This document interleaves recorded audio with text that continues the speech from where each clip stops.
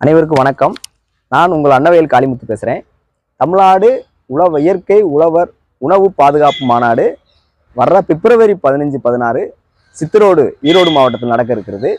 இந்த மாநாட்டிற்கு மதுரை மண்டலம் சார்பில் தென் மாவட்ட இயற்கை விவசாய கூட்டமைப்பு இணைஞ்சு எல்லா அமைப்புகளையும் இன்முகத்தோடு வரவேற்பதில் மற்றற்ற மகிழ்ச்சி. மாநாடை ஒட்டி திருமங்கலத்திலேருந்து வர புதன்கிழமை 2 வீலரில் ஒரு பரப்புரை பயணம் மேற்கொள்கிறோம்.